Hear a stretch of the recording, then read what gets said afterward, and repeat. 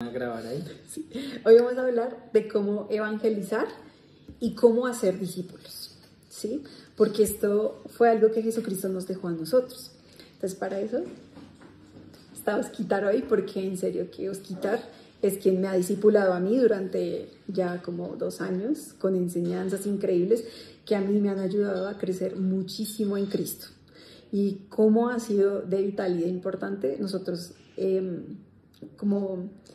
tener como esa familia en Cristo para crecer, porque nos edificamos unos a otros. Entonces, por eso Osquitar está aquí hoy. Entonces, bueno, comencemos. Pues yo necesito que tú comiences diciendo algo, Osquitar, y yo te complemento. No, lo que el Señor vaya poniendo. Exacto, sí. Pues,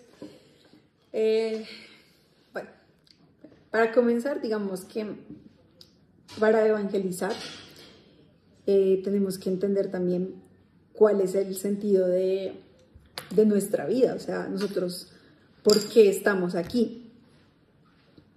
¿Y qué vino a hacer el Señor Jesucristo acá en la tierra?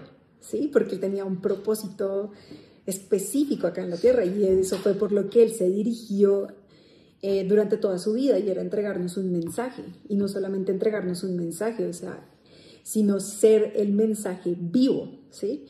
Entonces Jesucristo nos habló de que Él traía el reino de los cielos, de que había una vida eterna. Nos mostró cuánto Él nos amaba por medio de ese sacrificio que Él hizo por nosotros, porque era necesario, porque si no, nosotros vivíamos en muerte, y cuando Él se entrega por nosotros, nos trae a la vida. Y precisamente este es el mensaje por el que los seguidores de Cristo, o sea, sus discípulos, estuvieron dispuestos a entregar su propia vida, porque se dieron cuenta que había algo más importante que ellos mismos, y era Jesucristo, era la vida eterna con Él, era alcanzarlo a Él, era llegar a su plenitud. Entonces estuvieron dispuestos hasta a entregar su vida por este mensaje, por Él, por conocerlo a Él. Entonces, pienso que esa es como una de las razones por las cuales nosotros estamos aquí, que es lo mismo que pasó con sus discípulos. Vinimos a este mundo a conocer a Dios, a enamorarnos de Él. Él nos enamora todos los días, y Él es tan cautivador. Y cuando nosotros conocemos este mensaje, la vida, todo lo que Él hizo por nosotros, nosotros vamos a tener genuinamente este deseo de entregarlo a otras personas. Entonces, ¿qué pidió el Señor Jesucristo cuando vino acá a la tierra? Él dijo: crean en mí. Pero también dijo: compartan el mensaje. Entonces, si sumamos esos dos, da igual a que nosotros seamos el mensaje. O sea, nosotros creemos en Jesucristo, lo amamos, lo anhelamos, y cuando lo creemos lo compartimos, pero entonces lo compartimos nosotros mismos siendo el mensaje. Entonces, bueno, en Mateo 28, 19, 20 dice: por tanto, id, ¿sí? Esto fue lo que nos dijo Jesús: vayan. O sea, es algo que Él nos manda, como que esto es una disposición en nuestro corazón que tenemos que ir. Y bueno, y hacer discípulos de todas las naciones. Jesús no nos llamó solamente a creer, sino también a hacer discípulos. Y entonces también de eso vamos a hablar hoy. Hola, Fernanda, me encanta que se vayan uniendo. Bueno, y para eso vamos a ver qué es un discípulo, ¿sí? O sea, ¿quiénes fueron los discípulos de Jesús?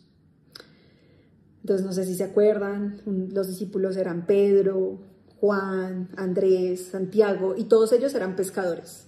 O sea, nada que ver con la iglesia. Ellos no estaban, pues, como rabinos o maestros, eran pescadores.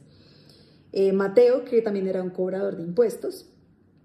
María Magdalena, que también siguió a Jesucristo, y ella inclusive estuvo endemoniada. Entonces, veamos que no eran personas que eran como, pues, que uno pensaría como ya están preparadas para empezar a compartir la palabra del Señor, sino que eran personas comunes dentro de esos momentos, pero que Jesucristo las llama para convertirse en pescadores de hombres, ¿sí? Para ir a alcanzar a otras personas, para vivir como Cristo vivió. Entonces, cuando lo siguieron a Jesucristo, también tuvieron muchos errores. Sabemos que Pedro lo negó 3 veces, que eran, no sé, algunos impulsivos, otros ambiciosos. Oye, Jesús, ¿quién es el mayor entre nosotros? Yo quiero ser mayor, decía uno, el otro. No sé, creo que era Tomás el que dudó. Tomás dudó cuando Jesucristo ya resucitado y Tomás, no, yo no te creo. Entonces le mete el dedito, bueno. Entonces nos damos cuenta que no eran personas perfectas tampoco. Pero, ¿qué tenían ellos de diferente? Porque algo sí tenían distinto de los otros. Y era que Jesucristo escogió personas que estuvieron dispuestos a entregar su vida por Él. ¿Sí? Y eso está en Lucas 5:11. Nosotros tenemos que estar con esa disposición para que Él pueda obrar en nosotros, porque Él puede obrar en un corazón dispuesto. ¿Sí? Él no busca personas perfectas, sino que estén deseosas por hacer su voluntad y morir a ellos mismos, a sus propias decisiones, y no solamente dejarnos guiar por Él. Entonces, Jesús ve el potencial de las personas donde otras personas no lo ven, ¿sí? Porque digamos que de pronto podría verse que una persona más calificada podría ser un rabino o un maestro de la ley porque conoce la palabra, pero Jesucristo llamó a pescadores. Jesús tampoco mira el pasado, porque digamos María Magdalena había sido endemoniada, pero Él no mira eso. Él mira el corazón más allá, y nosotros también somos llamados a mirar como Jesucristo mira, como Dios mira, porque no debemos tener como esa forma condicionada de nosotros mismos de creer quién puede ser y quién no, sino Dios mismo nos revela a las personas a las que debemos llegarles. Porque Él no mira el pasado, sino lo que pueden hacer con Él en el presente y en el futuro, porque Dios transforma, ¿sí? Y también que uno no necesita títulos, ¿sí? O sea, no necesitas, mejor dicho, pasar por una escuela teológica para empezar a compartir tu fe, para llegar a otras personas. Solamente necesitas esto: fe y obedecer. Obedecer lo que el Señor te va mostrando, lo que el Señor te va diciendo.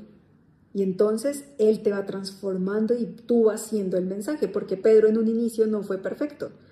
O sea, Pedro, y durante todo el tiempo que caminó con Jesucristo, 3 años y medio, donde vio todos los milagros y todo eso, y cuando Jesús está ahí crucificado, Pedro lo niega, ¿sí? Pero cuando vuelve Jesucristo aquí a la tierra, y Pedro lo ve, y ve como el amor que lo redime, o sea, con el amor que lo redime Jesucristo a Pedro, entonces Pedro también llega a esa transformación. Entonces, asimismo nosotros vamos caminando con Cristo, y en ese camino Cristo va perfeccionándonos en amor y nos va transformando hasta llegar a estar dispuestos hasta entregar todo por Él, nuestra propia vida, así como Pedro, que murió crucificado de cabeza porque sintió que no era digno, de morir como Jesucristo. Entonces, que sepamos eso. A mí me gusta también en 1 Corintios 1:27, que dice: Dios escogió lo necio del mundo para avergonzar a los sabios, y lo débil para avergonzar a los fuertes. O sea, Jesús no busca a los perfectos, sino a los que están dispuestos. Y si nosotros estamos dispuestos, el Señor seguro que nos va a usar, seguro. Entonces, bueno, es mi teatro. ¿Tú quieres? Porque hacerte catita. Ok. Bueno, pues me gustaría como hablar un poquito de algunos conceptos y lo que está escrito en la Biblia, que cuando como que ese mensaje llega al corazón de lo que es realmente un discípulo, cambia totalmente la vida y la perspectiva de lo que es seguir a Cristo. Bueno, a mí me gusta usar una analogía, y es el fútbol. Pues hay una cuestión con el fútbol. Digamos, siempre doy este ejemplo, alguna vez lo escuché y me marcó. Digamos que yo quiero ser discípulo de Lionel Messi. ¿Qué es lo que pasa? Digamos que pues a mí me cae muy bien Messi, que yo una vez, hace años vi partidos de él, de el Barcelona, y dije, no, la forma de jugar fútbol de este hombre me cambió la vida. Entonces invité a un amigo a mi casa, y cuando lo invité pusimos los partidos de Messi, nos empezamos a reunir cada semana para ver los partidos de Messi, del Barcelona, de la selección, y estaba ahí con Messi, entonces esto entre los dos nos alimentamos esa pasión que teníamos por Messi, y dijimos, no, toca invitar más gente. Entonces invitamos más gente y se formó el club de Messi.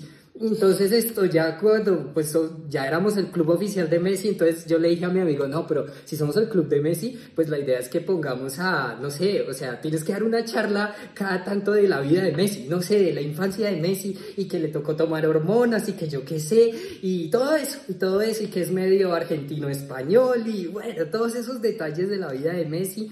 Y ponemos videos de antiguos de Messi, no, así no, que no son conocidos, y se da la charla, y eso empieza a crecer, y la gente se va reuniendo cada 8 días, llegan con su vestimenta, bueno, con su camiseta, dependiendo si es Barcelona, bueno, en ese tiempo Argentina, y nada, y seguimos haciendo esa actividad. Entonces uno podría pensar, claro, eso es un discípulo de Messi, pero un día mi amigo llega y dice, hey, es que creo que somos muy fanáticos de Messi, porque sabemos todo de Messi. Yo digo, sí, pero mi amigo me dice, sí, pero nosotros no jugamos fútbol. Yo no sé jugar fútbol, yo no sé hacer ni 21. ¿Y qué es lo que pasa? Un discípulo, por definición, y lo que está escrito en la Biblia, y no solo discípulos, digamos, cristianos, sino el término discípulo que era usado en el entorno griego, romano, de esas épocas de Cristo, era un practicante del maestro. No era un fanático, era un practicante. ¿Cómo así? Que si yo quiero ser discípulo de Messi, primero me toca contactarlo a él, me toca conocerlo, y me toca ir, estar con él, compartir con él, tener charlas con él. Entonces él me empieza a enseñar su rutina de alimentación, me empieza a enseñar sus trucos, me empieza a enseñar cómo meter goles de tiro libre, cómo gambetear, cómo amagar, cómo acelerar así rápido como él lo hace, etcétera, etcétera. Y yo empiezo a practicar, y todos los días quiero volverme como Messi, y Messi de pronto no sé, vio que yo tenía potencial y hasta me hace promesas, me dice, goles mejores que los míos un día vas a hacer. Y yo, wow, pues esa es la promesa que hizo Jesús en un versículo en el Evangelio de Juan. Mayores cosas que yo, ustedes harán. No dice que seremos igual y mejor que él. Sí, Messi no me va a decir, vas a ser un mejor futbolista que yo. No creo que eso pase, está como difícil. Pero sí me promete que inclusive va a meter mejores goles. Amén. Eso es lo que dijo Jesús, que podíamos hacer mejores obras, mayores obras. Pero, ¿qué fue lo que hizo con sus discípulos? Los entrenó día a día. Entonces, lo que hacía Jesús, él les enseñaba a hacerlo. Por ejemplo, Jesús oraba. Los discípulos le preguntaron, maestro, ¿cómo oramos? Y Jesús les dijo, miren, lo que ustedes tienen que hacer es esto. Y les dio el ejemplo. Padre nuestro que estás en el cielo, hagan lo que vieron, imítenme. Y Pablo entendía muy bien este concepto, por eso es que usó ese término, esa frase en una de sus cartas de imítenme a mí, así como yo imito a Cristo. Y eso no es una frase arrogante, literalmente ese es nuestro llamado. Decirle, no necesariamente directamente a otros, pero sí decirle a la gente y mostrarle a la gente como yo estoy imitando a Cristo, lo que vean de Cristo de mí, imítenlo. Si yo oro por gente, imítenme. Si yo predico el evangelio, imítenme. Si yo hago esto, aquello, como yo lo hago, imítenme. Y así es que el evangelio puede crecer, no con clubes de fanáticos. Y les di ese ejemplo porque pues es lo que estamos acostumbrados. Tenemos muchos clubes de fanáticos, vamos cada 8 días, sabemos todo de Jesús, nos dan las charlas de Jesús, pero no hacemos las obras de Jesús. No jugamos fútbol, no sanamos enfermos, no echamos fuera demonios, no predicamos el evangelio. ¿Y qué hacemos cuando alguien quiere saber de Messi? Lo invitamos al club de Messi, pero no le enseñamos a jugar fútbol, porque no sabemos. Y el llamado de Cristo no fue, vayan y hablen de mí, y ya, dijo, vayan y hagan discípulos. O sea, practicantes que imiten lo mismo y que a su vez enseñen a otros a hacer lo mismo y se forma una cadena. Es la única forma de llevar el evangelio. Es la única forma de llevarlo de manera efectiva. O sea, esa fue la estrategia de Dios y es una estrategia perfecta porque es viralizar el tema. Porque cualquier discípulo de Cristo tiene el potencial de multiplicarse en otros. Y el deseo de Dios, si ustedes leen con cuidado el Nuevo Testamento, van a darse cuenta, y de hecho también en el Antiguo, van a darse cuenta que el deseo de Dios es la multiplicación. Es más, parte fundamental de nuestra razón en la vida de estar acá después de haber conocido a Cristo, parte fundamental de eso es alcanzar a otros. Pablo dijo lo siguiente, que para él morirse era ganancia, pero que él prefería estar acá por el bien de los demás, no por el bien de sí mismo, porque él dijo, no, pues para mí estar con el Señor es muchísimo mejor, pero por el bien de los demás yo prefiero quedarme acá. Entonces entender que si yo conozco a Cristo, estoy inmediatamente llamado desde el día 1 a alcanzar a otros. Y ahí es donde surgen preguntas de cómo se empieza a hacer eso, porque no es algo que, o sea, yo necesito también que me expliquen, yo necesito también que me disipulen. No es que me metan en la cancha de fútbol y me digan, bueno, intenta hacer gol, y yo digo, pero no sé cuál es mi posición, yo no sé hacer bien un pase, yo, pues, auxilio, necesito de un equipo que me ayude, necesito de un manager un técnico que me enseñe, que me explique, que me diga cómo es mi posición, que saque el potencial que yo tengo, o si no, no puedo. Yo necesito que me enseñen. Entonces Jesús hizo eso con sus discípulos. Personas que no, como Ana María decía, no tenían esto como ni siquiera tenían preparación teológica, ¿sí? No había ningún estudiado. Es más, Jesús tampoco tenía estudios judíos, es decir, de la ley ni nada de eso. No los tenía, en el Evangelio de Juan lo menciona. Entonces no es un requisito para ser discípulos. Pero vamos a ver un capítulo que es muy importante para entender el deseo de Dios de multiplicarnos. Es algo, porque es que un discípulo se distingue prácticamente por eso, porque tiene ese potencial multiplicador. Y el deseo de Dios de multiplicarnos, vamos a ver a Juan 15, Juan capítulo 15. Voy a leer desde el 1, dice, yo soy la vid verdadera y mi Padre es el labrador. Toda rama que en mí no da fruto, la corta, pero toda rama que da fruto, la poda, para que dé más fruto todavía. Ustedes ya están limpios por la palabra que les he comunicado. Permanezcan en mí y yo permaneceré en ustedes. Así como ninguna rama puede dar fruto por sí misma, sino que tiene que permanecer en la vid. Así tampoco ustedes pueden dar fruto si no permanecen en mí. Yo soy la vid y ustedes son las ramas. Todo esto lo está diciendo Jesús. El que permanece en mí, como yo en él, dará mucho fruto. Separados de mí, no pueden ustedes hacer nada. El que no permanece en mí es desechado y se seca. Como las ramas que se recogen, se arrojan al fuego y se queman. Si permanecen en mí y mis palabras permanecen en ustedes, pidan lo que quieran y se les concederá. Mi Padre, miren esto, mi Padre es glorificado cuando ustedes dan mucho fruto y muestran así que son mis discípulos. Así como el Padre me ha amado a mí, también yo los he amado a ustedes. Permanezcan en mi amor. Si obedecen mis mandamientos, permanecerán en mi amor, así como yo he obedecido los mandamientos de mi Padre y permanezco en su amor. Les he dicho esto para que tengan mi alegría y así su alegría sea completa. Voy a saltarme unos versículos y voy a leer el 16. Dice, no me escogieron ustedes a mí, sino que yo los escogí a ustedes y los comisioné para que vayan y den fruto, un fruto que perdure, que permanezca. Así el Padre les dará todo lo que pidan en mi nombre. Listo. Entonces el deseo de Cristo fue, yo quiero que ustedes se multipliquen, yo quiero que ustedes den fruto. Es más, la parábola del sembrador, que es como una de las parábolas centrales de Jesús, que están, creo que en 3 de los evangelios,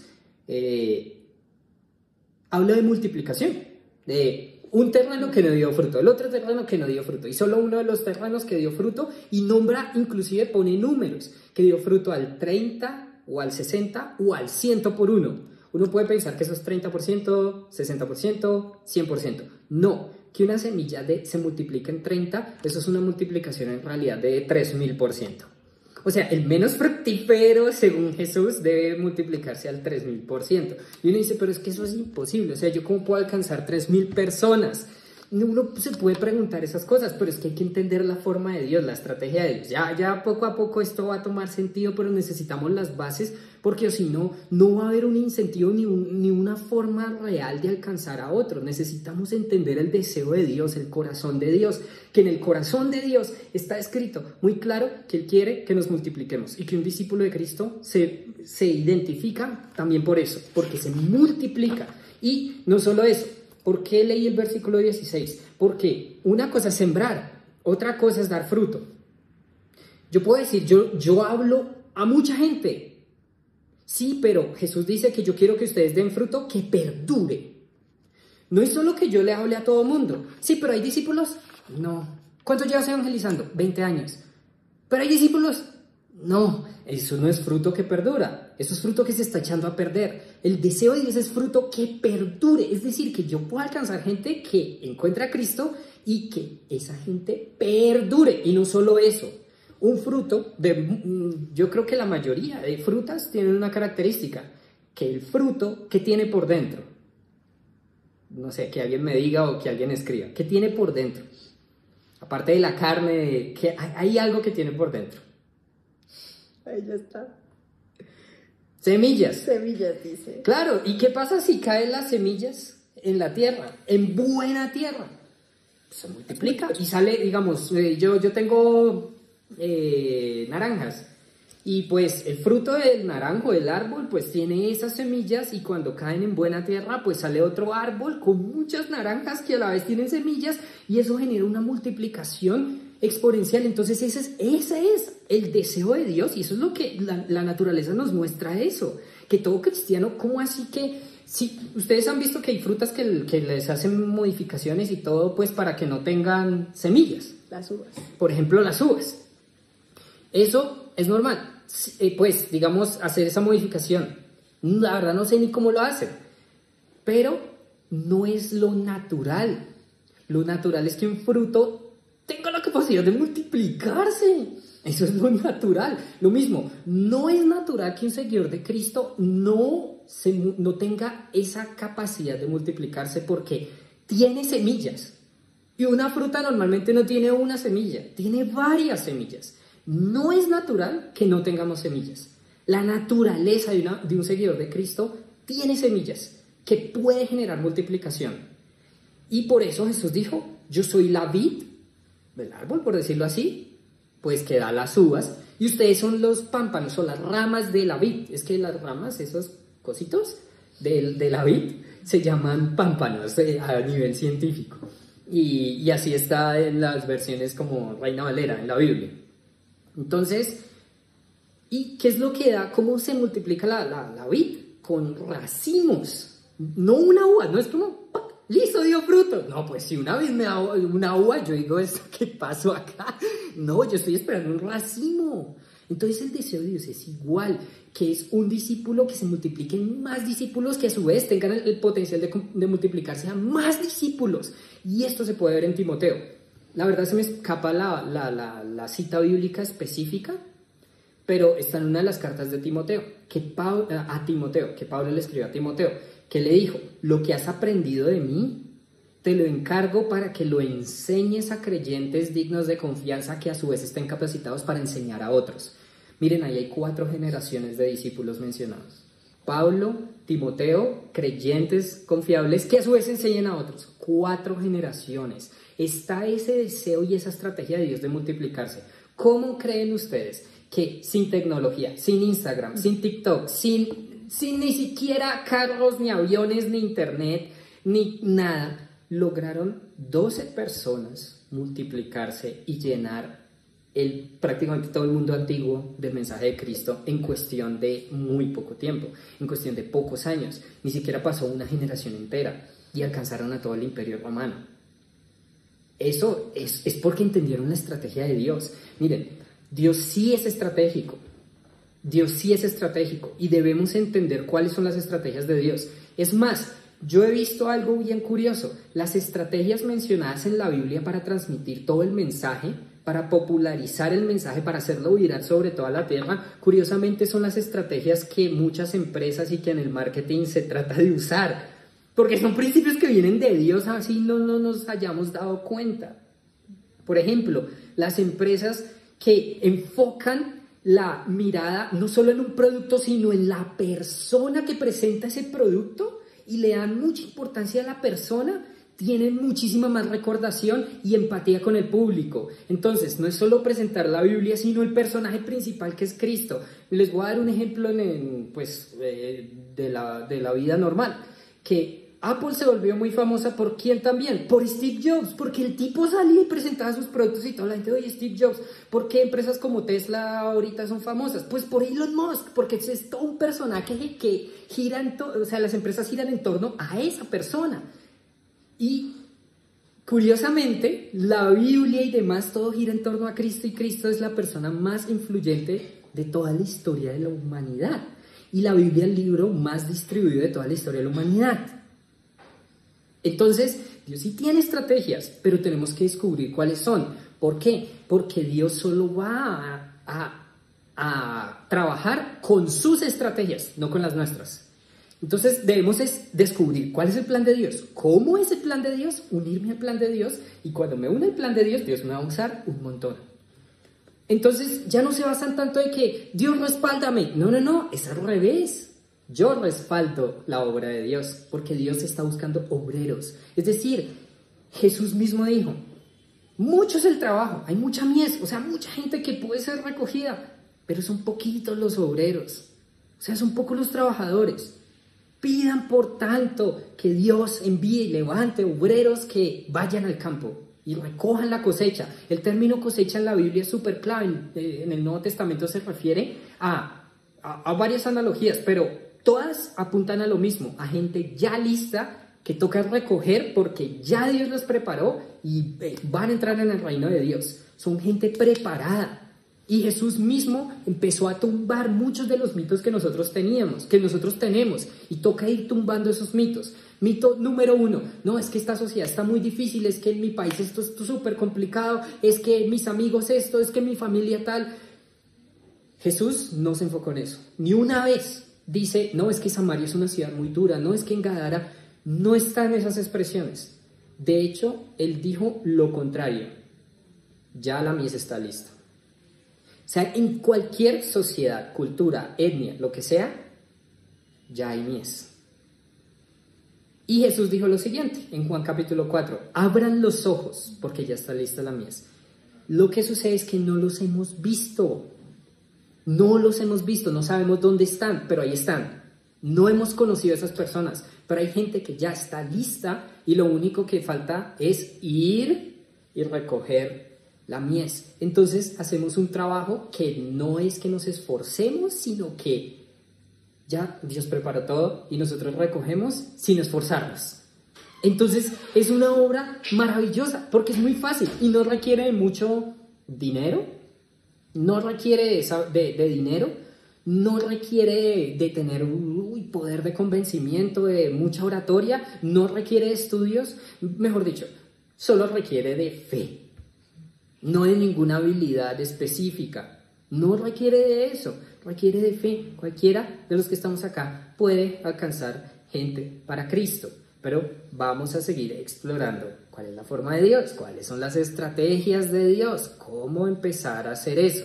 Quiero contar un poco de mi historia para que, como dar un ejemplo de eso. Yo fui un poquito como, me resistí al modelo de evangelismo tradicional. Es más, a mí me frustraba bastante. ¿Por qué me frustraba? Pues porque yo conocía a Cristo leyendo el Nuevo Testamento. Y pues cuando yo quería unirme en el evangelismo y demás en la iglesia donde yo asistía, pues me ponían a entregar tratados. Y yo dije, si yo estuviera en la calle y me hubieran dado un tratado, pues la verdad, a mí, Oscar Vera, o sea, yo no digo, encontré a Cristo por un tratado, o sea, como que no me pasaba eso a mí, ¿sí? Yo decía, para que una persona llegue a Cristo tiene que tener un encuentro con Cristo, no solo porque pues le dieron un papel y listo y se convirtió, no creo. Y pues puede que eso pase, pero es algo muy excepcional, no es lo normal. Entonces yo me frustraba porque yo no veía a la gente transformada. Y yo decía, Pero bueno, yo le compartí a algunas personas y otros también, pero yo no conocía, literalmente, yo no conocía a nadie dentro de mis amigos cristianos que hubieran alcanzado a una persona. Uno, que alguien me hubiera dicho, hey, es que mi amigo en la universidad, yo le prediqué el evangelio y ahora sigue a Cristo. Nunca vi eso. Y yo dije, ¿cómo así? El cristiano con semilla es la anomalía, es raro. Y yo nunca, o sea, literalmente duré 5 años y nunca conocí a un cristiano que se multiplicara. Ni uno, ni uno. Y veía, y conocí gente que fue a organizaciones misioneras, estudió y los preparaban y los volvieron a enviar a la iglesia y no veía que se multiplicaran. Solo empecé a ver y escuchar que los que se multiplicaban era gente que empezaba a ir. Ahí empezó una clave. Gente que empezó a ir, que empezaron a ir a otro país, que empezaron a ir a las necesidades de pronto de un barrio en específico, en necesidad, que empezaron a hacer algo diferente. Y pues yo estaba como un poquito como frustrado porque dije, no, o sea, de hecho hasta a mí me frustraba leer Mateo 28. Vayan y hagan discípulos de todas las naciones. Me acuerdo una vez estar en la iglesia y entré en una frustración, la verdad fue bien de Dios. Porque cuando uno siente frustraciones así, sirve para orar. Señor, haz algo, por favor. Y eso es la clave. Ahorita vamos a entrar en eso. Evangelismo sin oración no da resultado. De hecho, no pasa nada. Porque todo lo hace Dios a través nuestro. Entonces, yo me acuerdo, estaban enseñando de cómo hacer discípulos en la iglesia. Y cómo se hacía en esa iglesia a través de un libro que pues era un libro de hecho que venía de Corea, pues los coreanos, los asiáticos son todos académicos y todo, y que eso tenían un plan increíble supuestamente, que si tú haces el 1 a 1 a una persona en un año y luego esa persona a otro y vamos a alcanzar la ciudad. Yo dije, ay, nadie va a hacer eso entre mis amigos ya cristianos, quien se reúne cada 8 días para hacer un libro de esos. Nadie quiere hacer eso. Y es más, la ironía de la vida es que yo sí lo hice. Yo era de los pocos que conocían la iglesia, pero yo sabía que necesitaba algo más. El discipulado no era solo transferir información, sino algo más. Y mientras estaba en la iglesia, el pastor llega y dice, ay, tenemos que entender principios de discipulado. Por ejemplo, Jesús primero hizo las cosas, luego llamó a sus discípulos. Los discípulos veían lo que hacía Jesús y lo imitaban. Y cuando lo imitaban, luego los envió a hacer lo mismo. Y yo veía a la gente así copiando. Y yo de hecho copié un poquito. Y en un momento paré y dije, ¿yo qué estoy haciendo? ¿Yo qué estoy haciendo? O sea, yo veía a la gente así como si, no sé, como si me hubieran sacado de la Matrix y yo dije, ¿qué está pasando acá? No tiene sentido. Uy, ¿hay un microfonito abierto? Edgar, pues... Edgardo, si puedes por favor apagar el micrófono, muchas gracias. Bueno, pues... Gracias. Entonces lo que pasó fue que mientras yo estaba en esa situación y yo vi a la gente a mi alrededor, yo sentí una sensación impresionante. Porque yo dije, este pastor nos está diciendo que los discípulos veían a Jesús, lo imitaban, hacían lo mismo y luego los comisionó. Y yo dije, ¿imitar qué? Yo nunca he visto que, o sea, les imitaban que Jesús no sé, sanaba enfermos y eso, y después los discípulos hicieron lo mismo. Yo nunca he visto a una persona orar por enfermos, menos que me enseñe. Yo nunca he visto a un endemoniado siendo libre. Yo nunca he visto nada. Yo no he multiplicado comida ni conozco a nadie que lo haga. Yo no he visto a nadie caminar sobre las aguas. ¿Qué estamos haciendo y qué es lo que estamos copiando? Me sentí como si estuviéramos en una academia de aviación, aprendiendo cómo pilotear aviones sin aviones. Así me sentí. Yo dije, yo no sé qué estamos haciendo, yo no sé a qué estamos jugando. Para mí esto no tiene sentido. Y me frustra Mateo 28, porque nunca lo he entendido. Nunca lo he entendido. Y empecé a orar por eso. Señor, necesito entender, yo quiero algo vivo. Algo vivo. Y el que pide, pues recibe.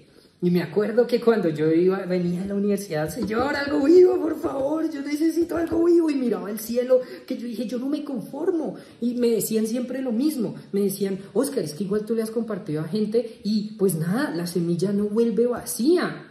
Y eso es un versículo.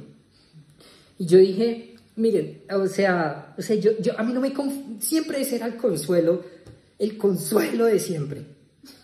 Hablé a todo el mundo, ¿alguien sigue a Cristo? No, pero la semilla no vuelve así. Eso es, no sé, o sea, pongamos por ejemplo la analogía de un agricultor, un campesino, que que pues no sé, siembra y sembró mal, no sé, pasó algo, no sabía las condiciones del suelo, sembró en puras piedras y no dio cosecha. Y llega el vecino y le dice, tranquilo, la semilla no vuelve vacía. Y uno dice, pero el campo está vacío, o sea, no hay comida, o sea, no hay nada. No me vengas a decir eso, estoy sembrando mal, no sé sembrar, no me vengas a decir eso. Y me di cuenta que ese pasaje estaba sacado de contexto, estaba en Isaías, que dice que la palabra de Dios no vuelve vacía, sino que lo que Él dice retorna a Él como Él lo dijo. No sé, si Dios dice que va a llover, pues llueve y eso no retorna vacío a Él. Si Dios dice algo, no retorna vacío a Él. Está en ese contexto. Pero cuando vi en el Nuevo Testamento el evangelismo, la parábola del sembrador dice que 3 de los 4 terrenos no dieron fruto, o sea, volvieron vacíos. Y eso sí es evangelismo. El sembrador salió a sembrar. Y primer terreno, estaba duro, no, los pájaros llegaron, se robaron la semilla, no dio fruto. Segundo terreno, no tenía profundidad, entonces llegó el sol y quemó el crecimiento y no hubo fruto. Tercer terreno, había muchos espinos, es decir, afanes de riquezas y cosas, placeres, y ahogó la semilla y no dio fruto. Y el cuarto sí dio fruto. Buen terreno, personas con el corazón noble y bueno. Así lo dice, creo que en el Evangelio de Lucas. Ah, listo. Y eso dio fruto muy abundante. Muy abundante. Listo. Entonces, si encontramos el buen terreno, podemos ver un fruto muy abundante. Entonces, en mi frustración de ver una vida cristiana de muchos fans de Messi y ningún futbolista, pues yo dije, no, pero tengo que encontrar algo que cambie esta realidad. Y clamé al Señor. Clamé, le pedía casi que a diario algo. Y digo, Dios, por favor, no quiero una vida cristiana de cada 8 días, no puede ser. Yo quiero presentarte a otros que de verdad funcione esto. Y Dios respondió, en cuestión de, no sé, 1 o 2 meses, no fue dramático, no les digo que tienen que orar durante 5 años fielmente, no, tranquilos, de verdad, si oran con fe, claman, sea 1 semana, 2 semanas, 1 mes, van a empezar a ver respuestas. Si lo hacen con fe, en serio, van a empezar a ver respuestas, y Dios obra de una. Entonces, ¿cómo fue que Dios obró en mí? Llegué a unos videos en YouTube, pues, de un documental que recuerdo que en inglés se llama Holy Ghost. No es un documental que esté libre, eso lo van tumbando todo el tiempo porque pues tiene derechos de autor, pero a veces que lo subían y lo vi. Y era de una gente que salía a las calles y oraba por enfermos y vi sanidades, que no sé, que a alguien le dolía un hombro y de repente no le dolía, y alguien que no podía doblar la mano así, sino hasta acá, y oraban y podía doblar toda la mano, y yo vi eso y yo quedé en shock, yo dije, no, y no eran sanidades dramáticas, no es como alguien sano de cáncer, o se levantó de la silla, no, eran cositas así, pero yo sentí algo tan celestial, de verdad, el Espíritu Santo vino sobre mí, y me habló, y me dijo, Oscar, eso es lo que tú tienes que hacer. Y ahí salían en ese documental versículos, uno de esos recuerdo, en Corintios, porque el reino de los cielos no es cuestión de palabras, sino de poder. Y eso, a mí me marcó, y yo dije, no, yo tengo que orar por enfermos. Esa es la forma en que Jesús evangelizó, esa es la estrategia de Dios. Él envió a gente y dijo, vayan de 2 en 2, sanen a los enfermos. Claro, si se sana un enfermo, eso va a ser más que un tratado, pues porque dicen, no, yo no creo, a ver, me sané, ¿qué es esto? Pues, ¿qué más pueden decir? Como que de verdad se puede y que Dios puede causar fe en la gente a través de señales del reino de Dios, y que de eso se trata inclusive la oración, venga a nosotros tu reino. Se trata de que si Dios trae su reino, lo manifiesta en señales. Él mismo dijo, si yo saco demonios por medio del Espíritu de Dios, es porque el reino de los cielos ha llegado a ustedes. Entonces debemos pedir, Señor, trae tu reino, manifiesta tu reino en mi familia, en mis amigos, manifiesta tu reino. Y esa debe ser nuestra oración. No es una oración no sé, católica todos los días, venga a nosotros tu reino. Ni siquiera entendemos qué es eso. Estamos diciendo, trae el cielo acá, manifiéstalo, Señor. Manifiéstalo, inclusive antes de la venida de Cristo. El reino de los cielos tiene que manifestarse a través del Espíritu de Dios y a través de nosotros. Tenemos que traer el reino de los cielos a la tierra como embajadores, decir, hey, yo ya no soy representante de otro mundo, básicamente, y para demostrarlo, pues Dios me usa para señales, para que vean que Jesús es verdadero. Entonces, empecé a atreverme a orar por enfermos. Y pues es graciosa la historia porque yo salía a las calles y al principio nadie se sanaba. Pero yo tenía esa convicción que Dios sanaba y que realmente eso iba a pasar eventualmente. Sí, Dios me estaba entrenando y de hecho me tuvo que liberarme, inclusive yo experimenté una autoliberación, algo sencillo, pequeño, y cuando experimenté esa liberación, de hecho era un espíritu de temor y eso era como una muleta en mi vida. Siempre sentí un temor terrible, de hecho me sudaban las manos y todo, aún estando con amigos, y cuando experimenté libertad de eso, Dios me comenzó a usar y de hecho ya no me pasa eso, mis manos son diferentes y todo, o sea, un cambio hasta físico, y experimenté como, ¡hey, Jesús libera! Y también esto puede obrar, y el Espíritu Santo pues como que me empezó a usar y me abrió las puertas en lugares clave. Entonces Dios puede abrir puertas. ¿Por qué? Porque yo no necesito hablarle a todo el mundo. Les voy a dar una estadística. O sea, no se las puedo dar exactamente, pero les puedo dar un aproximado. Discúlpenme no tenerla así exacta, pero hay un instituto que se llama el Instituto Haggai. Ellos hicieron una investigación alrededor del mundo de, estadísticamente hablando, las personas que llegan a Cristo, ¿cómo es que llegan? ¿Cuánto porcentaje llega por eventos evangelísticos? ¿Cuánto porcentaje llega por que lo invitaron a un amigo a la iglesia? ¿Cuánto porcentaje llega por amigos, familiares y cosas así? Y encontraron este patrón a nivel mundial. Aproximadamente entre el 70 y el 80% de los creyentes en Cristo creen en Cristo por causa de un amigo o un familiar. Menos del 10% conocieron a Cristo porque fueron a una iglesia. Y es como el 5% menos por los mega eventos, estadios, que esos son los llamativos. ¡Wow! Gente conoce a Cristo. No, miren, o sea, si ustedes conocen el mundo cristiano, yo he ido a varios de esos mega eventos y me encontraba la misma gente de todas las iglesias de Bogotá que ya reconocía hasta las caras. Entonces, hacemos un mega evento para que alcancemos un par de personas, pues como que no es la forma. Y además es costoso. Es más, también escuché de este evangelista que falleció hace no mucho, Luis Palau, que es un hombre que sí respeto bastante. Él mismo dijo que con su equipo como de publicidad, marketing, se dieron cuenta que más del 90% de las personas llegaban al estadio no por la publicidad ni el marketing, sino porque un amigo o un familiar los invitó. No porque escucharon una publicidad en radio y dijeron, no, yo voy a ir al estadio a conocer a Jesús. No, eso sí pasaba, pero era contado con los dedos de la mano. O sea, muy poca gente llegaba de esa manera. La mayoría de gente llegaba por amigos o familiares. Entonces acá tenemos una pista, y de hecho es la estrategia bíblica y es la estrategia de Dios. ¿Cuál es la pista? Que nosotros debemos alcanzar nuestro círculo social. No nos debemos enfocar tanto en salir a las calles a gritarle a todo el mundo, arrepiéntete porque el reino de los cielos se acerca. No va a ser igual de efectivo. No digo que no haya espacio para eso, claro que sí lo hay, y Jesús lo hizo, pero no es la estrategia principal del reino de Dios para alcanzar a otros. La estrategia principal y que ha demostrado fruto a lo largo de la historia es amigos, familiares, es a través de nuestros círculos sociales, de alcanzar a la gente de nuestro círculo social y sembrar allí, sembrar, hasta que yo encuentre el buen fruto y quedarme allí. Entonces, ahí hay más claves. Listo. ¿Cómo yo empiezo a sembrar? Porque pues yo qué le digo a la gente, hola, te invito a un café, te voy a hablar de nuestro Señor Jesucristo. Pues uno cómo lo hace de manera natural. Porque la idea es que no sea nada religioso. Entonces acá ya entro en un punto un poco más práctico. Dios nos manda a predicar su reino, no nos manda a predicar cultura cristiana.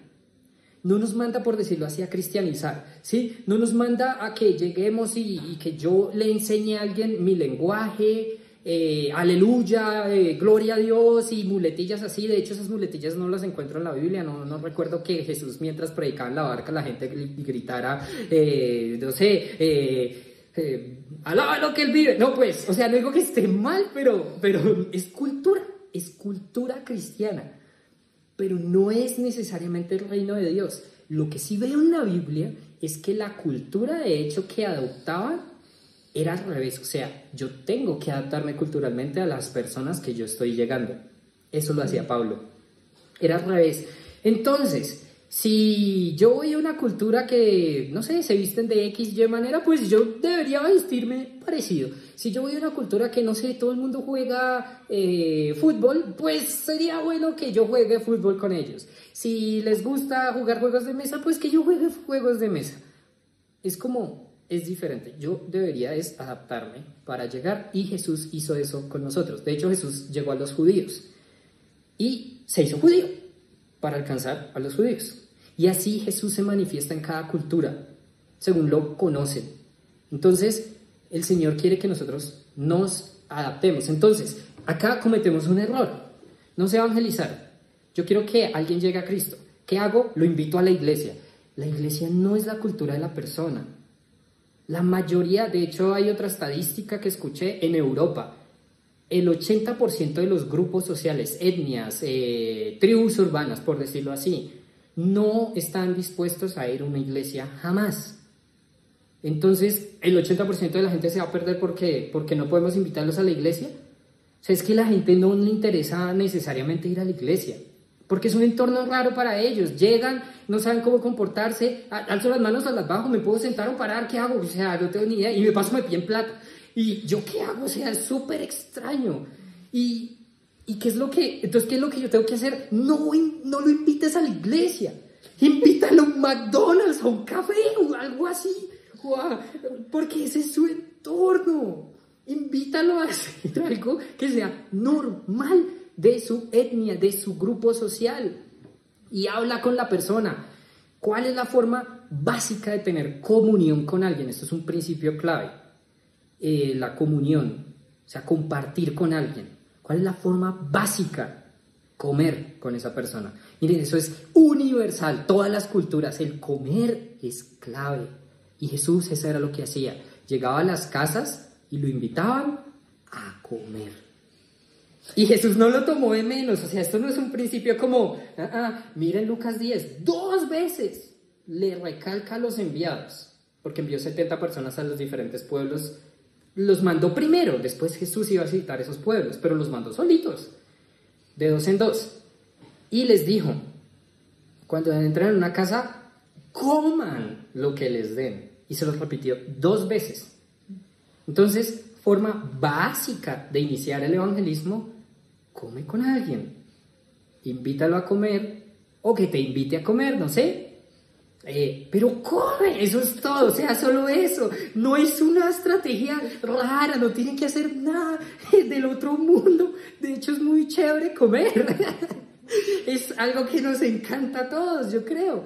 Entonces es genial, comer, listo. Paso 1, comer. Lo que me sirvan o lo que esté. ¿Has gastado plata hasta acá? ¿Has hecho un evento evangelístico grande? No has hecho nada de eso. Solo has ido a la casa de alguien o has invitado a alguien a tu casa a comer. No es nada dramático. Luego, ¿qué hago? Entonces, ¿por qué uso estos principios? Porque son los que están en Lucas 10 y en Mateo 10. Tengo que leerlos, que es que son muy importantes, demasiado importantes, porque ahí está la estrategia de evangelismo de Jesús. Y miren, por ahora ni siquiera les he dado muchos datos como sobrenaturales ni nada, porque las primeras instrucciones de Jesús son meramente naturales, como instrucción de qué es lo que hay que hacer, qué tienes que hacer. Ay, Dios, me está dando. Lucas 10. Ay, gracias. ¿Qué versiones? No, versión internacional. Listo. Sí. Lucas 10. 1. Dice, después de esto, el Señor escogió a otros 70. Unas versiones dicen 72. Para enviarlos de 2 en 2 delante de él a todo pueblo y lugar donde él pensaba ir. Es abundante la cosecha, les dijo, pero son pocos los obreros. Pídanle, por tanto, al Señor de la cosecha que mande obreros a su campo. Vayan ustedes, miren que los envío como corderos en medio de lobos. No lleven monedero, ni bolsa, ni sandalias, ni se detengan a saludar a nadie por el camino. Cuando entran en una casa, digan primero, pasa a esta casa. Si hay alguien allí digno de paz, gozará de ella, y si no, la bendición no se cumplirá. Quédense en esa casa, coman y beban de lo que ellos tengan, porque el trabajador tiene derecho a su sueldo o a su sustento. No anden de casa en casa. Listo, voy a parar ahí. Ahí hay muchas instrucciones súper clave. De pronto uno puede leer como así la historia de Jesús, pero no, deténganse y oren, Señor, que me quieres mostrar acá cómo aplico esto. Y créanme, este pasaje literalmente ha cambiado mi vida, porque es lo que me ha permitido predicar el evangelio. Yo creo que es posible que ya miles de personas. y no he tenido que invertir mucho dinero. ¿Cómo sé que le he predicado a mucha gente? Porque, bueno, haciendo el recorrido año tras año, en todas las casas que he estado, en todos los lugares donde me han invitado, por ejemplo, voy a contar una historia, que yo viví un poquito lo que es esto. Una vez, pues yo estaba en una reunión, estábamos en una reunión de casas donde nos reuníamos y una señora dijo, hey, es que yo tengo una amiga como compañera, colega de trabajo, son locutores o que doblan hasta películas. Y ella tiene su hijo enfermo y está en UCI, está grave, está muy mal y quiere que alguien vaya a orar por su hijo, que tuvo como un colapso y está en peligro de muerte. Y creo que fue por un colapso en temas de drogas, porque el muchacho era DJ. Y pues me dijeron y yo fui con un amigo. Y tal cual, o sea, toca tener esas instrucciones. Yo dije, yo no voy a ir solo, voy a ir con un amigo, no me puedo distraer por el camino. No que me encontré un amigo del colegio, ya me ha pasado, o sea, es increíble, me ha pasado eso como 3 veces, no se distraigan por el camino, que le llega una llamada o tengo que hacer otra diligencia, no, o sea, están en una misión del cielo, no se distraigan. Entonces, yo llegué y casi no llego, existe también la oposición espiritual, se colapsó el tráfico y todo y llegué, pero a las últimas, y yo vivía cerca, llegué con mi amigo, entré a la clínica donde estaba este hombre.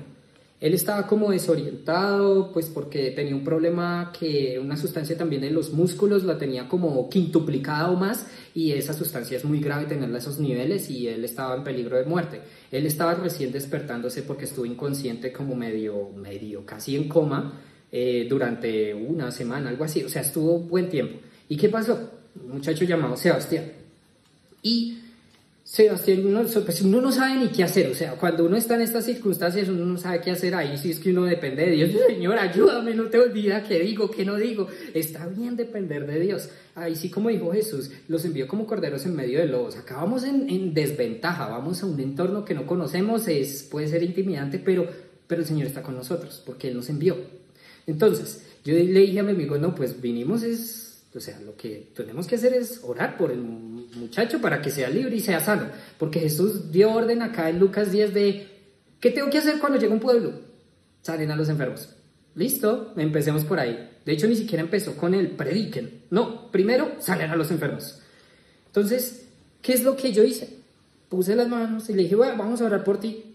Y con mi amigo oramos, no se sintió nada, no descendió la gloria de Dios, no pusimos un parlante con música de fondo, oramos 30 segundos, 1 minuto, en el nombre de Jesús, sé libre, sé sano, amén. No fue una cosa así, no fue meramente emocional. Y el muchacho, ok, muchas gracias, como si fuera algo protocolario, porque ya había estado un cura, o un pastor, ya había gente que había pasado por ahí, como 3 personas habían orado por ahí. Y pues yo era uno más, y me salí. Y yo le dije a mi amigo, bueno, listo, creo que medio terminamos, pero dijimos, oye, pero estamos en esta clínica, pues aprovechemos que tenemos el ingreso ya, estamos dentro. Y fuimos cuarto por cuarto, hey, estamos orando, ¿les gustaría orar? Y una señora que tenía un dolor, creo que en la muñeca, mi amigo oró y se mejoró. Y después nos fuimos y yo, bueno, listo. Entonces cuando llegamos a la casa, al otro día o 2 días después me llegó un mensaje, me dicen, Oscar, tienes que ir a la casa de Sebastián. Ese muchacho está preguntando quiénes fueron esos 2 locos que fueron a orar por mí. ¿Qué fue lo que pasó? Ese muchacho a la media hora se empezó a sentir drásticamente mejor y hasta las enfermeras dijeron, hey, tú deberías estar medio tonto, o sea, no entendemos qué es lo que pasa. Y llamaron al doctor que analízalo, y el tipo le dijo, ¿cómo es tu nombre? Sebastián, ¿cuántos dedos ves? Y él quedó como, miró el historial, la historia clínica, y miraba y dijo, no entiendo, y se fue. El muchacho se sanó y dijo, yo no quiero hablar con el cura, dirá, ¿quiénes eran esos 2 locos? Quiero que vayan a mi casa, porque descubrí que Dios era real. Y yo, listo. Entonces, ¿qué hice yo? Como Cornelio, la historia de Cornelio, Hechos capítulo 10, me llevé a un par de discípulos, me llevé a 2 amigos, acompáñenme, que salió una misión. Entonces llegamos a esa casa y ¿qué hicimos? Comimos primero. Entonces compartimos, nos contaron sus historias, sus luchas de esto y demás. Y les dije, miren, les tengo que compartir algo. Y les prediqué el evangelio. Acá tenemos una forma en que la compartimos, que es con los vasitos y eso. Es muy práctico. Y si uno predica el evangelio correctamente, Dios respalda ese mensaje. Y después dijimos, listo, vamos a orar por ustedes. Enfermedades, liberación, lo que necesiten, y también para recibir al Espíritu. Oramos y apenas empezamos a orar, la novia de Sebastián se fue al baño a vomitar, o sea, liberaciones de una, y ella no entiendo qué es lo que me está pasando. Y la mamá de Sebastián, pusimos las manos, ¡pum!, recibió el Espíritu Santo y empezó a hablar en nuevas lenguas. Y ella dijo, llevo años, por ahí 10 años mínimo, buscando experimentar esto con Dios, y no lo había podido experimentar, muchos años, y esto fue llena del Espíritu. Sebastián también dijo, no, pues ¿qué hay que hacer? O sea, y la familia entera dijeron, nos vamos a bautizar. Y me acuerdo que los bautizamos el día de la final del Mundial del 2018, me acuerdo, de Rusia. El día después de ver la final, llegaron ellos y chan, y oramos y todo, y ellos nos seguían invitando a la casa.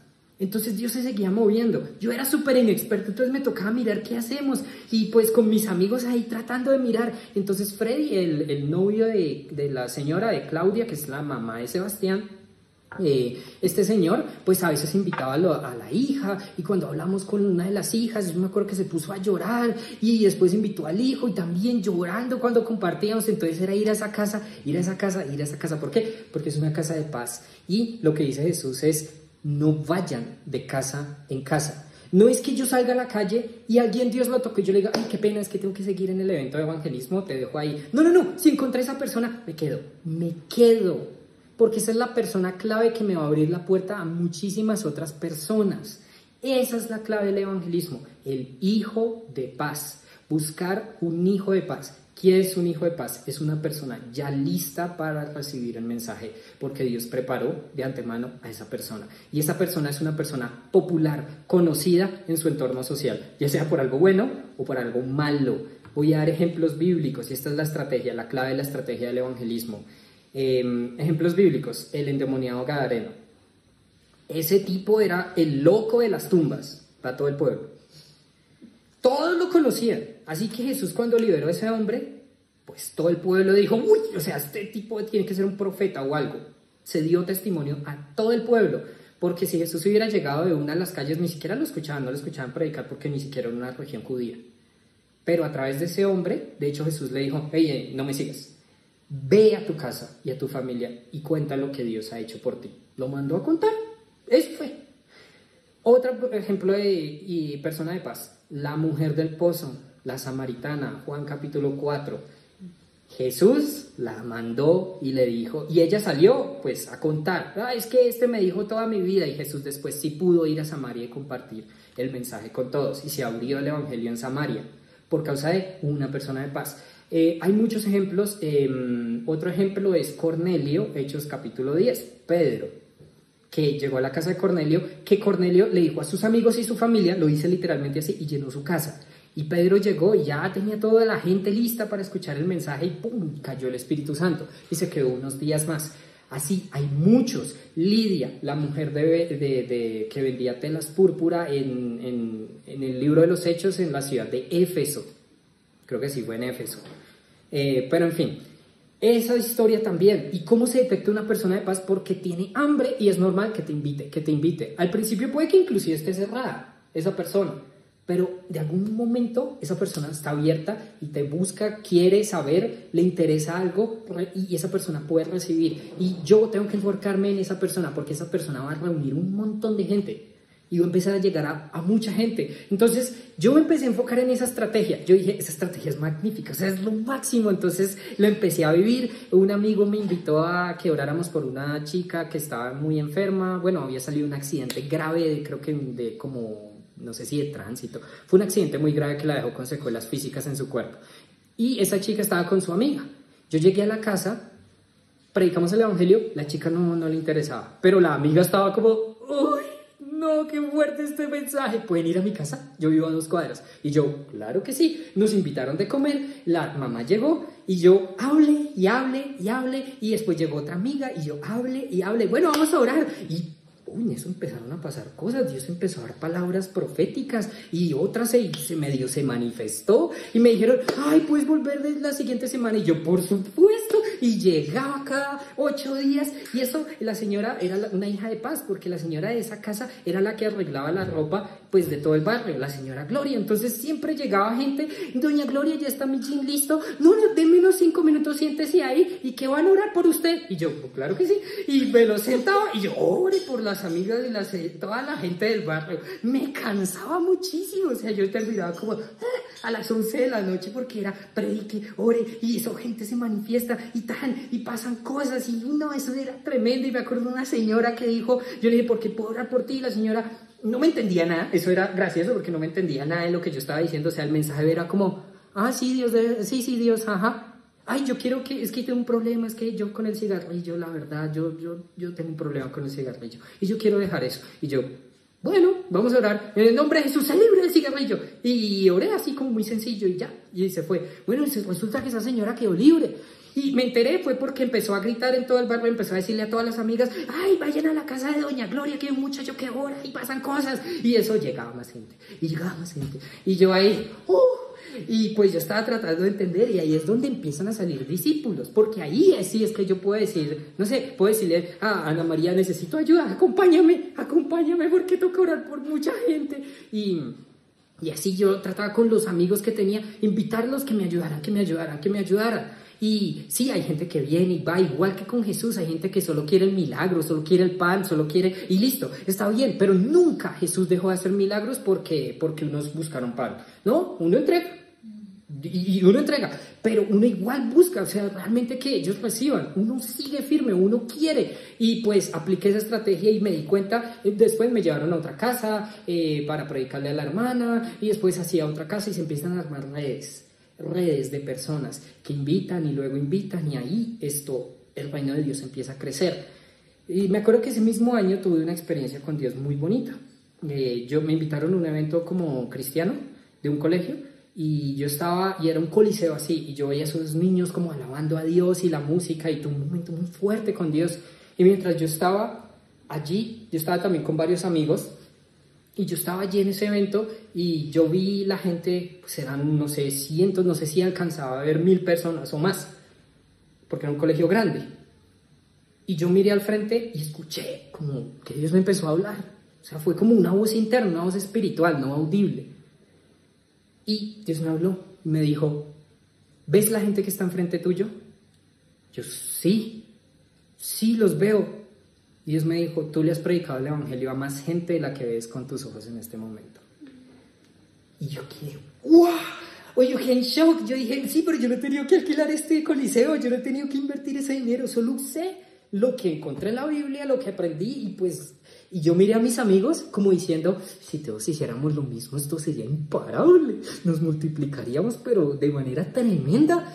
Y yo quedé con esa experiencia en mi corazón, y yo dije, tengo que seguir, tengo que estar firme, tengo que continuar. Y así continué, poco a poco. Lo mismo, Señor, una persona de paz, un hijo de paz, alguien que, mejor dicho, contagia todo su círculo social, por favor. Y siempre eso ha sido como una oración continua, un hijo de paz, un hijo de paz.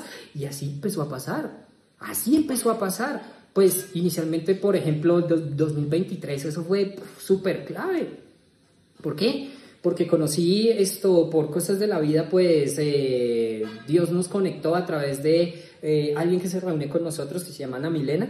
Ana Milena era profesora pues en una universidad acá, la Universidad Nacional, y pues uno de sus estudiantes era Daniel Urrego, que ya lo conoce. Entonces Anita llegó y encontró al hijo de paso, y el que estaba buscando a Dios pero necesitaba ayuda. Y cuando yo hablé con Dani, él experimentó libertad, él experimentó milagros, él experimentó las cosas. Yo le empecé a explicar, Dani, tienes que hacer esto, y lo empecé a discipular. Esto se hace así, esto se entiende así, y le empecé a dar todo lo que yo tenía. Y Dani dijo, no, tengo que decirle a todos mis amigos. O sea, se volvió loco porque eso es un fuego que es incontenible. Y Dani le dijo acá a la María, y le dijo a Diana, que es la hermana de Ana María, y después Dianita también imparable, que empezó a decirle a todo el mundo, a la gente del trabajo, a los del salón de belleza, y recibieron el evangelio, y ahora ellos hacen lo mismo. No sé si inclusive están conectados acá, Jonathan, sí, Stephanie. Ahí está Stephanie. Y también le dijo a Alexandra, que es una amiga que tenía en Medellín, y ahora Alexandra hace lo mismo con su esposo Santiago. Y uno de los que yo discipulé, Felipe, que fue Julián, pues ahora los discipula a ellos allá en Medellín y hacen iglesia en Medellín. Y pues, o sea, una locura, sí, aquí está la gente, sí, acá está, no sé si Ana también está conectada, que es la hermana de Alexandra, ahí está mandando el corazón. Y después, de hecho, la casaron también a doña Martica, que debe estar acá conectada. ¿Y yo qué hice? ¡Nada! Y ahora Ana María se explotó y ahora a través de redes sociales llega mucha gente. Entonces, no sé si se están dando cuenta.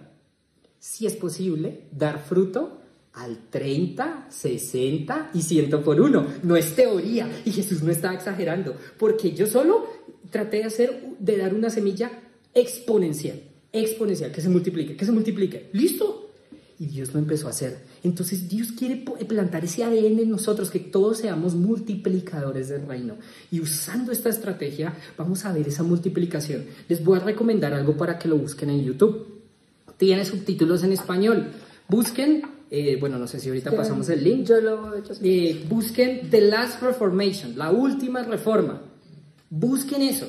Hay 2 documentales que se los recomiendo mucho. The Beginning, el inicio, y el que recomiendo más todavía es The Life, la vida.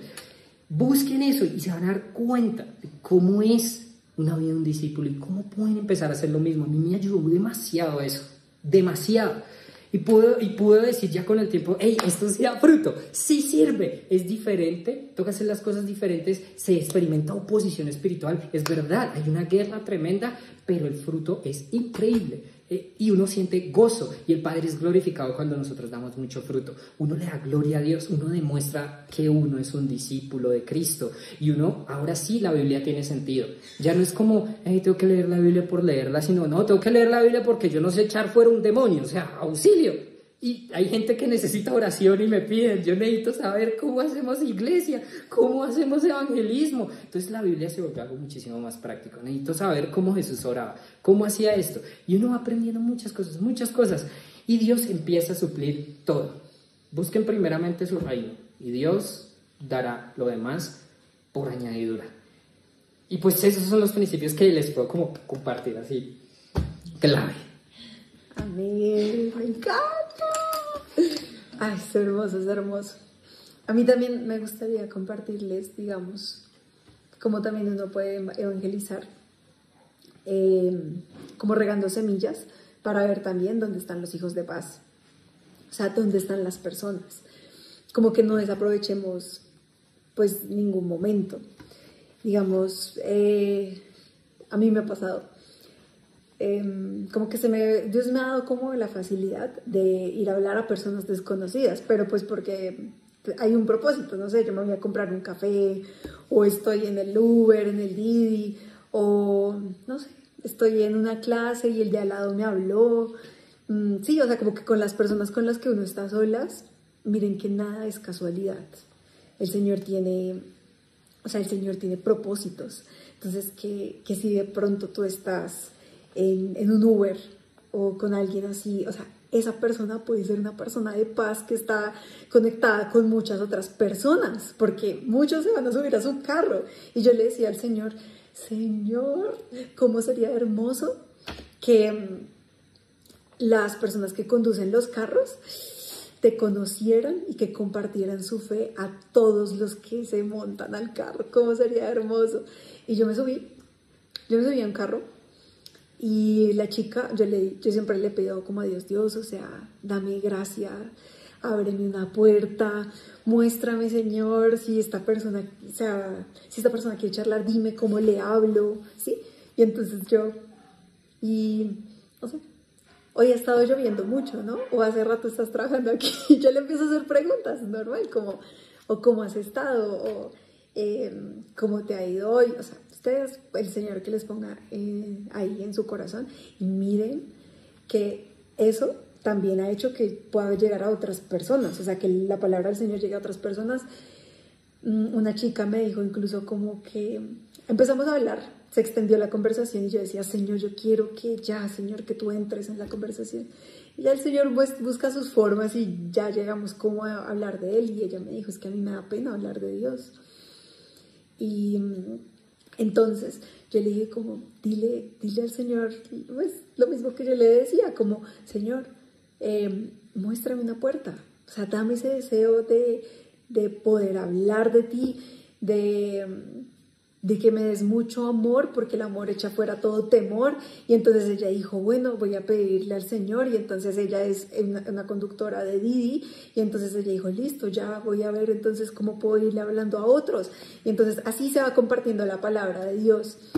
Y aprovechar que en serio el Señor es lo más, o sea, es lo más deseable. O sea, en serio, si nosotros se lo compartimos a las otras personas de la forma más genuina, con tu historia, con tu propia historia, o sea, es que ni siquiera tenemos que predicarles, sino contar lo que Él ha hecho en nuestras vidas. El Señor alcanza a otros de esa forma.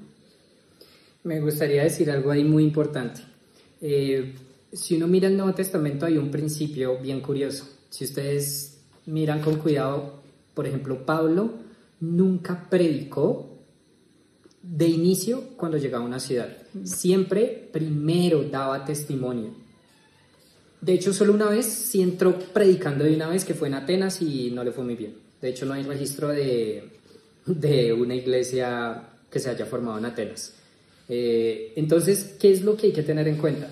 Primero, yo no tengo que llegar a predicarle necesariamente a alguien así de frente. No, yo tengo que contar mi testimonio, es decir, contar lo que Dios ha hecho conmigo, lo que yo he visto a Dios obrar. Me pasó esto, en mi vida sucedió esto, y ahí esa es la semilla.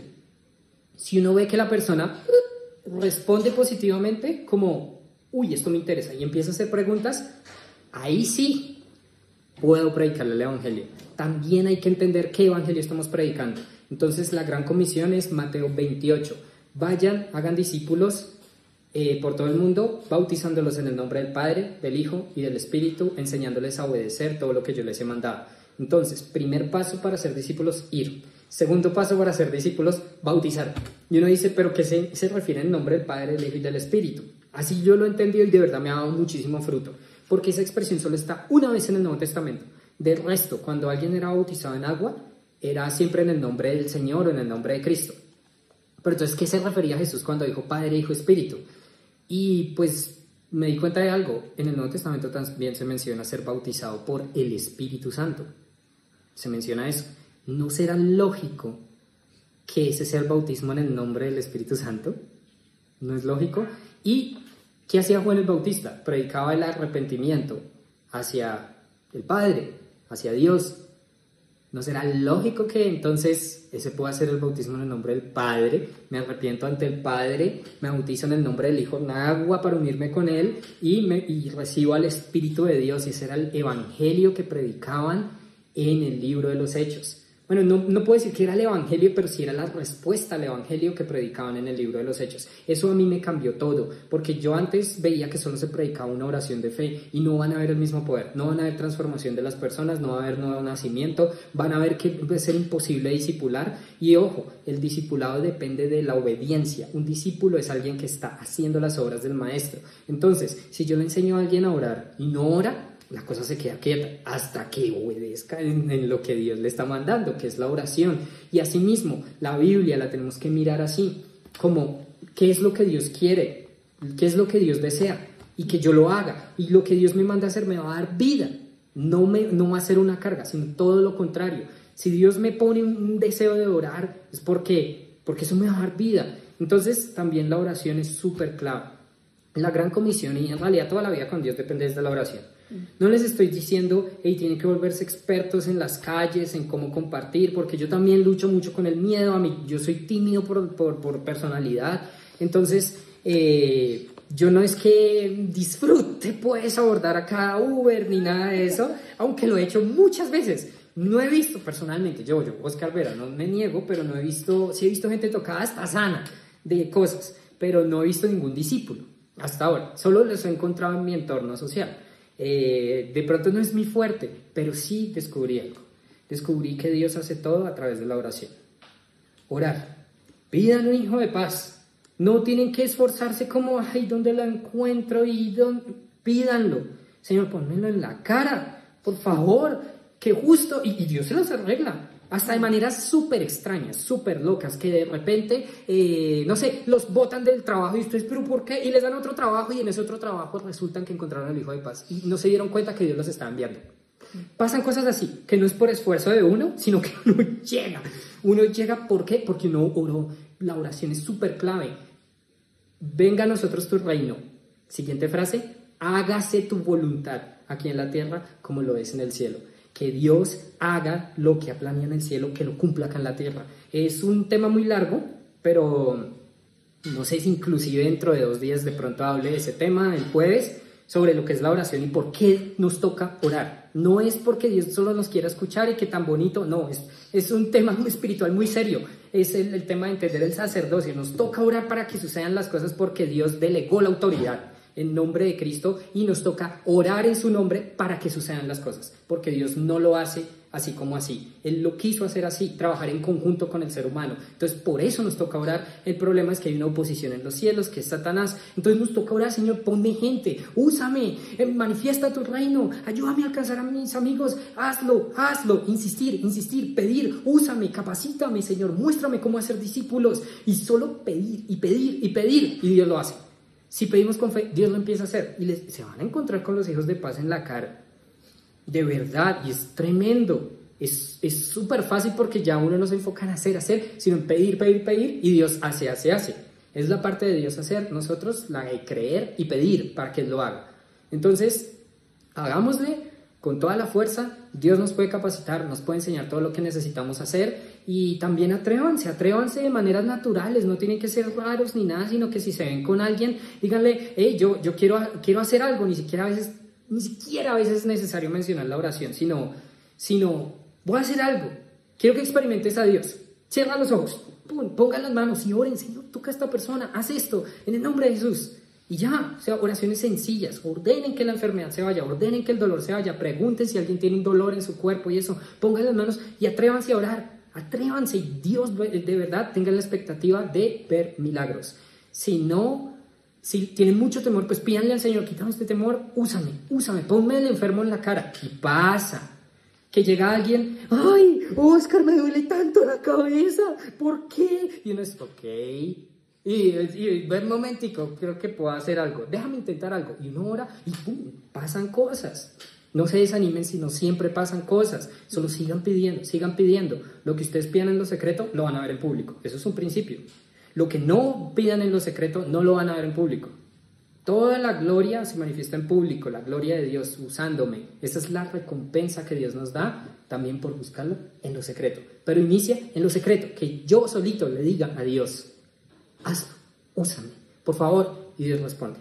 Entonces, para mí eso es súper clave, no se les olvide la oración. Si no, van a quedar incompletos. Y los que ya hablan en otras lenguas, hablen todo el tiempo en lenguas. Es súper clave para que empiecen a caminar como experimentando el poder de Dios. Amén. Y cuéntanos si tienen preguntas. Cuéntenos si tienen preguntas, si quieren aportar algo, si quieren decir algo.